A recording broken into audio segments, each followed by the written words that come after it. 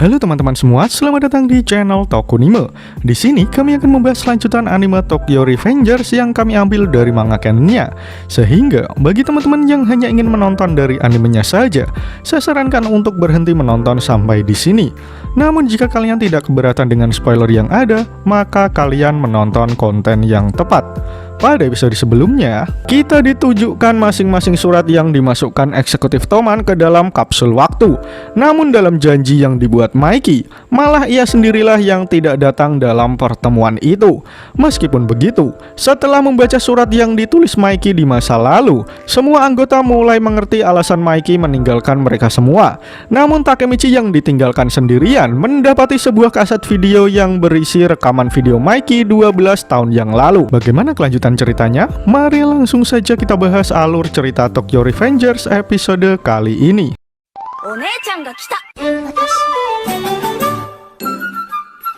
Panel pertama menunjukkan Takemichi yang menonton sebuah rekaman video yang dibuat Mikey untuknya. Untuk Takemichi di 12 tahun mendatang.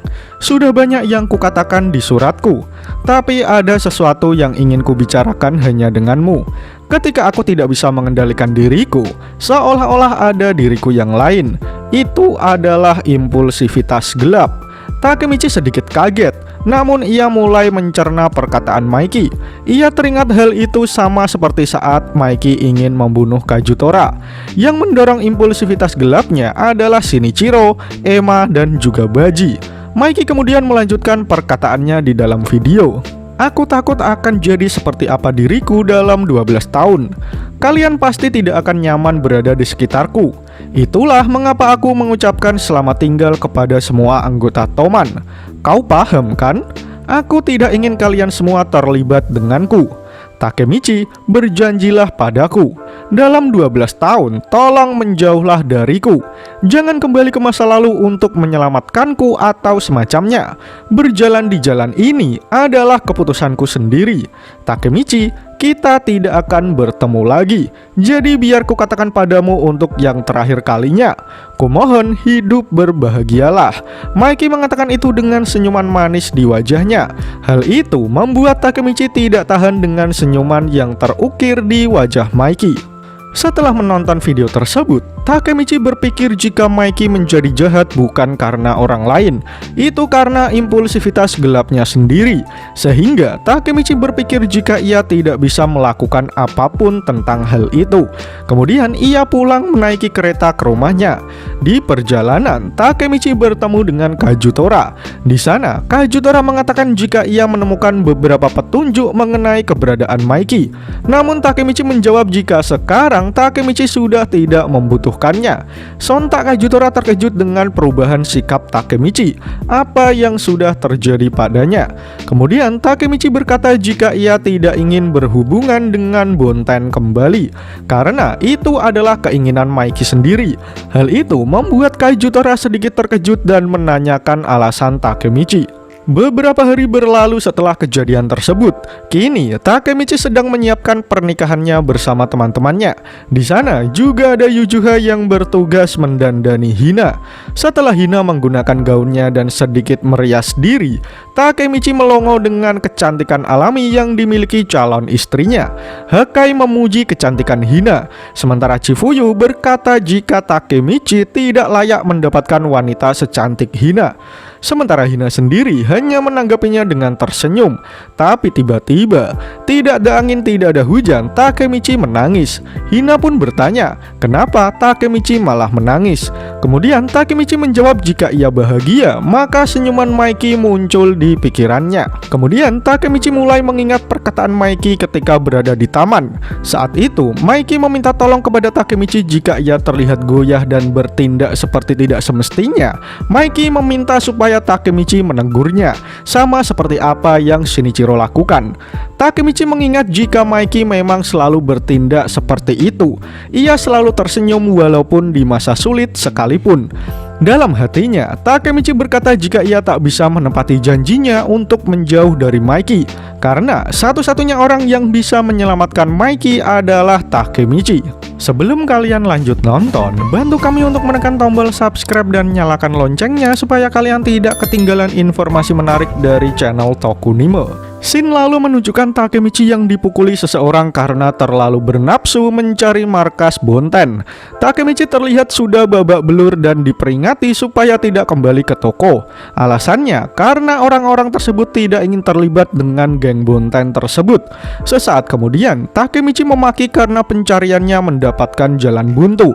Setelah itu Kazutora memperingati Takemichi supaya lebih tenang. Lagi pula kenapa Takemichi terlihat terlalu buru-buru. Tapi kemudian Takemichi berteriak, "Kazutora, ini adalah tempat keempat. Aku sudah pergi ke persembunyian Bonten yang kau sarankan, tapi aku tidak menemukan satupun petunjuk tentang Maiki. Tidak mungkin aku bisa tenang." Tapi tiba-tiba Kazutora mengatakan jika tempat ini adalah tempat persembunyian Bonten yang asli. Namun Kazutora memperingatkan Takemichi untuk tidak terlibat terlalu jauh, karena itu bisa membahayakan Takemichi sendiri. Kazutora pun mengajak Takemichi untuk mengakhiri pencariannya, namun Takemichi menolaknya. Sementara Kazutora sendiri merasa jika pernikahan Takemichi tinggal 3 hari lagi. Jika sesuatu yang buruk menimpa Takemichi, Kazutora tidak bisa menghadapi yang lainnya. Kemudian Kazutora pergi dan meminta Takemichi untuk lebih tenang. Saat Takemichi terlihat putus asa, seseorang terlihat bersembunyi mengintai Takemichi. Beberapa saat kemudian, Takemichi berada di sebuah tempat bowling. Menurut Kazutora, tempat itu adalah persembunyian Bonten yang asli. Ketika Takemichi sedang sendirian, ia mengingat perkataan Draken yang melarangnya untuk mencari tahu mengenai Maiki. Ia juga mengingat perkataan Naoto yang mengatakan jika Takemichi terlalu meremehkan waktu 12 tahun. Takemichi berpikir dalam hati apakah ia benar-benar tidak bisa bertemu Maiki kembali. Karena Maiki sendirilah yang menyuruhnya untuk menjauh dari dirinya. Namun jika itu terjadi, bukankah Maiki akan kesepian? Saat memikirkan semua itu, tiba-tiba kepala Takemichi ditodong pistol oleh seseorang. "Jangan bergerak atau kau akan kutembak." Sontak Takemichi kaget dengan situasi yang ada. Terlihat seseorang dengan rambut panjang menodongkan pistolnya kepada Takemichi. Hal itu membuat Takemichi terpikir jika ini adalah kondisi yang sangat serius. Ternyata orang tersebut adalah Sanju. Ia mengatakan jika Takemichi sangat bau. Ia berkata jika Takemichi sudah bau sejak dahulu. Mendengar kata dulu, Takemichi berpikir siapakah orang tersebut. Tapi kemudian Sanju menyuruh Takemichi untuk diam karena seseorang terlihat berjalan mendekat. Takemichi hanya bisa deg-degan menunggu takdir yang sedang berjalan ke arahnya.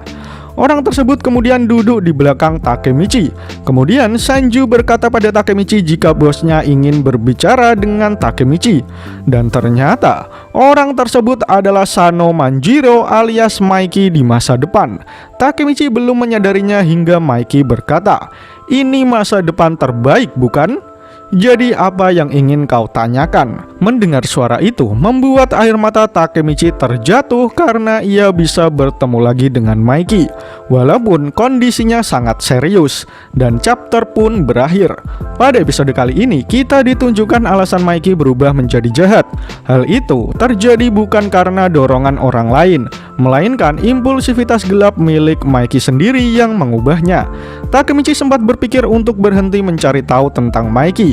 Namun ketika ia sedang bahagia, senyum manis Maiki selalu terlintas di pikirannya. Hal itu membuat Takemichi nekat untuk masuk ke dalam markas persembunyian Bonten sendirian. Panel pertama menunjukkan Hina yang mampir ke apartemen Takemichi. Namun saat ia memasukinya, Takemichi tidak berada di sana. Malahan Hina mendapati kamar yang berantakan dengan sampah yang ada di mana-mana.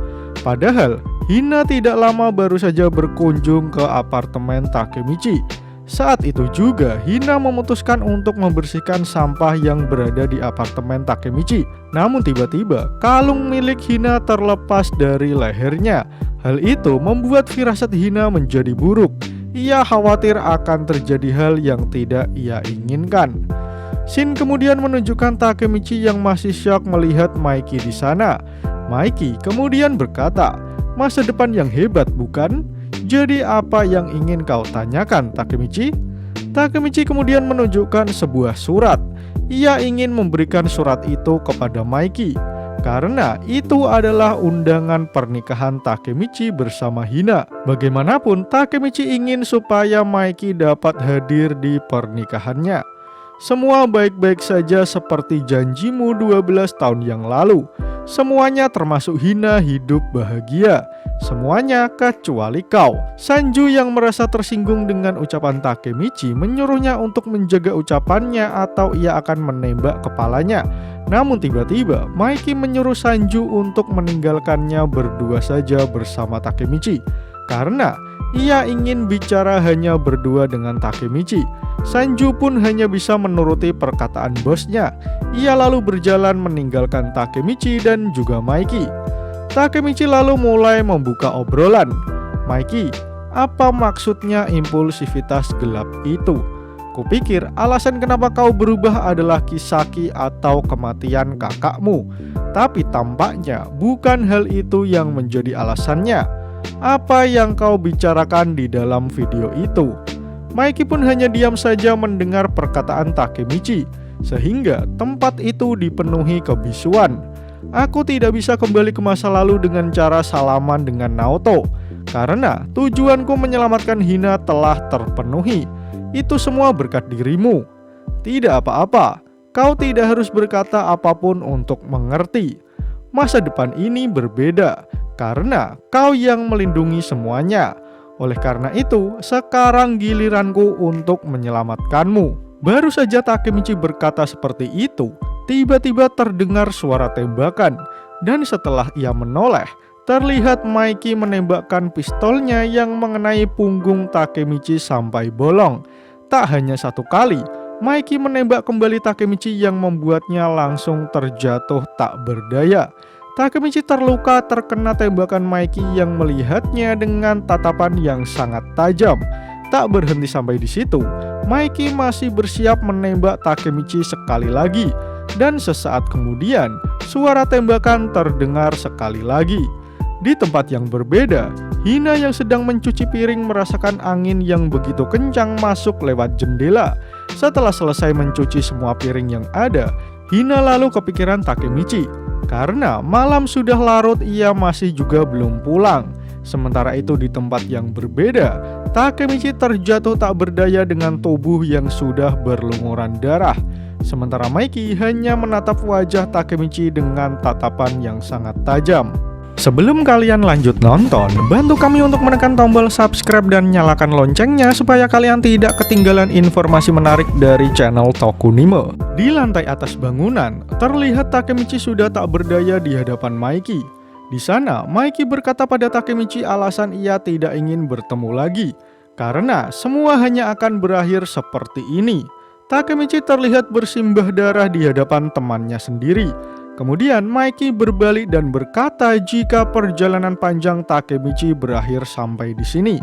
Namun Takemichi yang sudah hampir mati, dengan suara yang sangat lirih berkata jika ia tetap ingin menyelamatkan Maiki. Takemichi tetap bertekad untuk menyelamatkan Maiki bagaimanapun caranya. Untuk Maiki, ia akan melakukan sebanyak apapun yang ia bisa. Takemichi berkata seperti itu tanpa memedulikan dirinya sendiri yang sudah hampir mati. Namun Maiki tetap acuh dan berjalan sembari berkata jika ia akan mengakhiri semuanya di sini. Kemudian Maiki naik ke lantai paling atas dan berdiri di pinggir gedung yang tinggi. Semua orang yang berada di jalanan bisa melihat Maiki yang berdiri di gedung paling atas. Mereka semua ketakutan karena Maiki berniat menjatuhkan dirinya dari sana.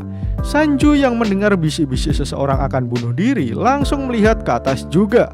Dan saat ia melihatnya, ia sangat terkejut karena orang itu adalah Maiki.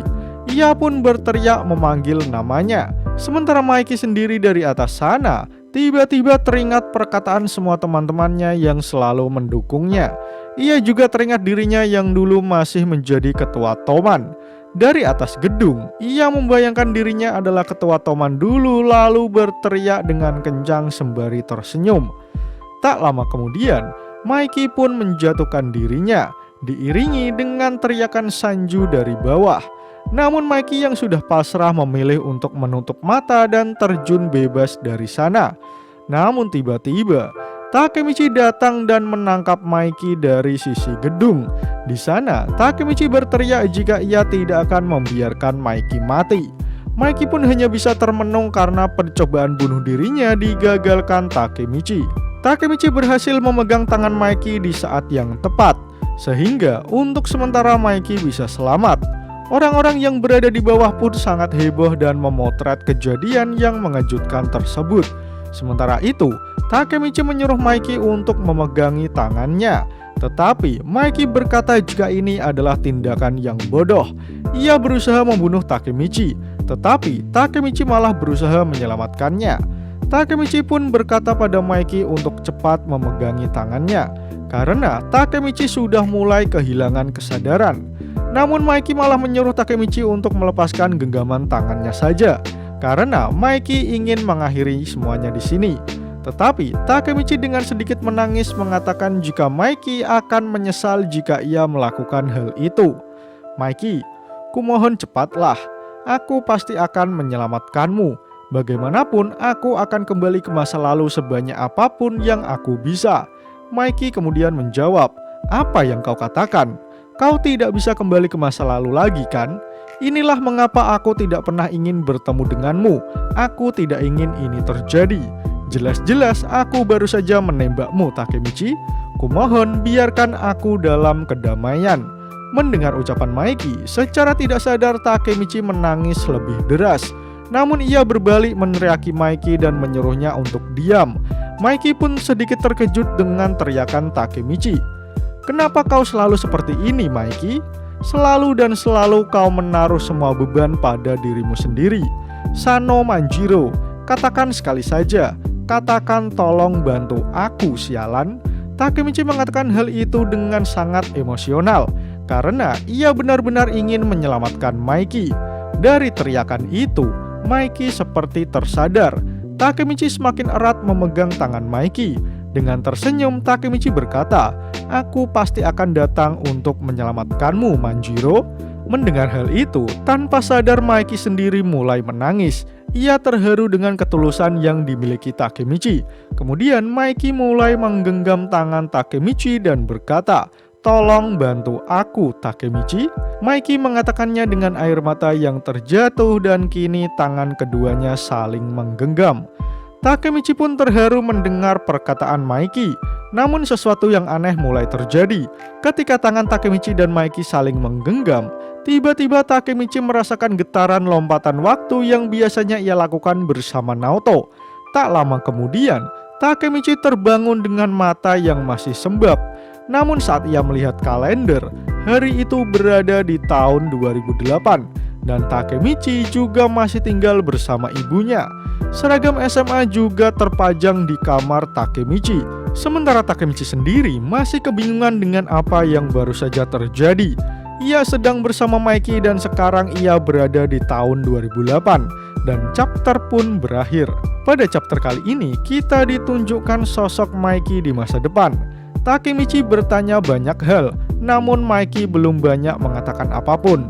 Namun salah satu alasan Mikey tidak ingin bertemu dengan Takemichi adalah ia tidak ingin Takemichi kembali ke masa lalu hanya untuk menyelamatkannya. Akan tetapi di ujung hidupnya, akhirnya Takemichi berhasil membujuk Mikey untuk tidak menanggung semua beban sendirian. Karena Takemichi kini kembali ke masa lalu ketika ia masih SMA. Menarik untuk menanti bagaimana kelanjutan cerita Tokyo Revengers di chapter selanjutnya. Jika kalian suka dengan pembahasan kali ini, jangan lupa share video ini ke sosial media kalian ya. Atau jika ada request, kritik, dan saran, langsung saja sampaikan di kolom komentar di bawah. Karena kritik dan saran kalian akan membantu channel ini terus berkembang. Akhir kata, terima kasih sudah menonton video ini hingga akhir. Sampai jumpa di video selanjutnya.